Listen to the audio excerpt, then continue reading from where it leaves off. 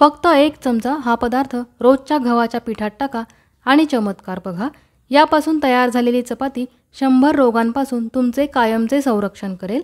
व्हिडिओमध्ये 6 असे पॉवरफुल पदार्थ मी सांगणार आहे की हे पदार्थ तुम्ही गव्हाच्या पिठात टाकले तर ही चपाती तुमचे पोटच भरणार नाही तर ती एक सुपर फूड बनेल।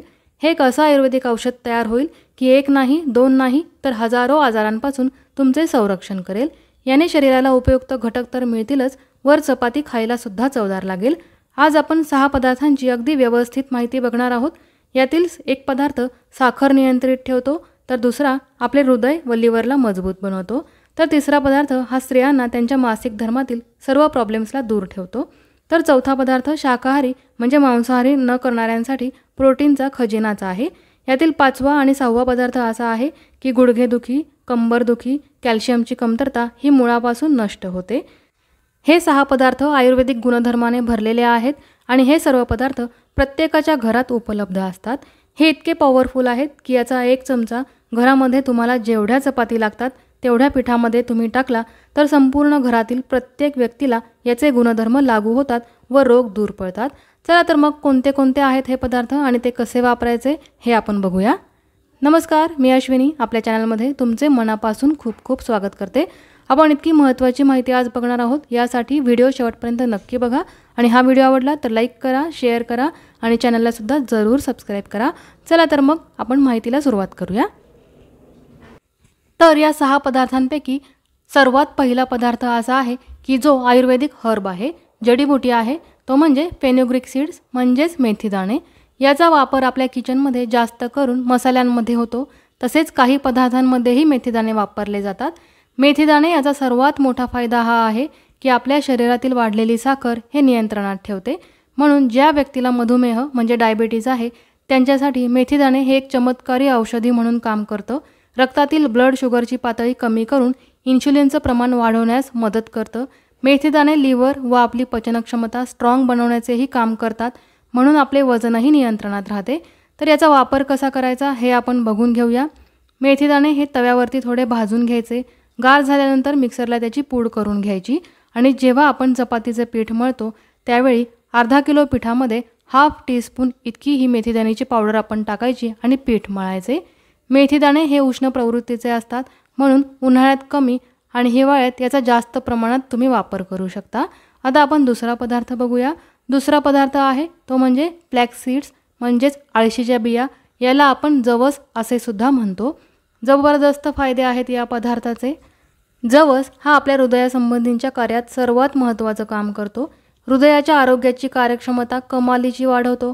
याचा दुसरा फायदा म्हणजे आपली हाडांची दुखणी म्हणजेच जॉईंट पेन हे कमी होण्यासाठी उपयुक्त भूमिका बजावतं। आपल्या हाडांचे जॉईंट्स घासले गेलेले असतात, त्यातील ग्रीस कमी झालेलं असतं, तर या अळशीच्या बियांमुळे ही झीज भरून निघते। याच्यात ओमेगा 3 फॅटी ॲसिड मोठ्या प्रमाणात असल्यामुळे याचा वापर हा शरीरासाठी वरदानच ठरतो। याने बीपीही कंट्रोलमध्ये राहतो। तर या बिया कशा वापरायच्या तेही आपण बघूया। या जवसाच्या बियासुद्धा तव्यावर थोड्या भाजायच्या, मिक्सरला त्याची पूड करून ठेवायची आणि साधारण 5 ते 6 चपातीसाठी 1 टीस्पून इतकी पावडर आपण पिठामध्ये मिसळायची। याची चवही लाजवाब असते। आता आपण तिसरा पदार्थ बघूया, तो आहे कॅरम सीड्स म्हणजेच ओवा किंवा अजवाईन। तर आता हा ओवा पोटातील गॅस, ॲसिडिटी कमी करण्यासाठी रामबाण औषध आहे, हे आपल्याला माहितीच आहे। यामुळे पोटातील बऱ्याच समस्यांवर आराम मिळतो। ओवा आपण कसा वापरायचा ते बघून घेऊया। ओवा किंवा अजवाईन आपल्याला भाजायचा नाही आहे। अर्धा टीस्पून ओवा हा आपण बारीक वाटायचा, खलबत्त्यामध्ये वाटा किंवा आपण पोळपट लाटण्यावरही तो वाटू शकतो आणि हा अर्धा टीस्पून ओवा आपण अर्धा किलो गव्हाच्या पिठामध्ये टाकायचा आणि पीठ मळायचे आणि त्याची चपाती बनवायची। ही अगदी पौष्टिकही होते आणि त्याचबरोबर याची चवसुद्धा मस्त लागते। आता आपण पुढचा पदार्थ बघूया। आपला पुढचा म्हणजे चौथा पदार्थ आहे तो म्हणजे तीळ। तीळ त्यांनी खावं ज्यांची हाडं कमजोर झालेली आहेत, त्यांसाठी खूप फायदेशीर आहे। ज्या महिलांना मासिक धर्मामध्ये काही ना काही समस्या होत असतात त्या महिलांसाठी सुद्धा त्या समस्या दूर होण्यासाठी तीळ खूप महत्त्वाचं काम बजावतं। तिळामध्ये जबरदस्त प्रमाणात कॅल्शियम असतं, तसेच अँटीऑक्सिडंट देखील मोठ्या प्रमाणात असतात। आपलं शरीर हेल्दी ठेवण्याचं काम हे तीळ करत असतं, म्हणून तिळाचा आपल्या आहारामध्ये समावेश नक्की करावा। तीळ उष्ण प्रवृत्तीचा आहे, म्हणून उन्हाळ्यात कमी व हिवाळ्यात जास्त प्रमाणात वापरावं। आता तीळ कसं वापरायचं हे आपण बघून घेऊया। तीळ थोडेसे भाजून घ्यावे, नंतर ते मिक्सरला किंवा खलबत्त्यामध्ये बारीक करून घ्यावे आणि त्याची पूड ही अर्धा किलो पिठामध्ये 2 टीस्पून इतकी वापरावी। यापासून बनवलेली चपाती खायलाही चवदार लागते आणि तितकीच पौष्टिकही आहे। आता आपण आपला पाचवा पदार्थ कुठला आहे ते बघूया। आपला पाचवा पदार्थ आहे अमरंथ म्हणजेच राजगिरा। शाकाहारी लोकांसाठी राजगिरा वरदान आहे।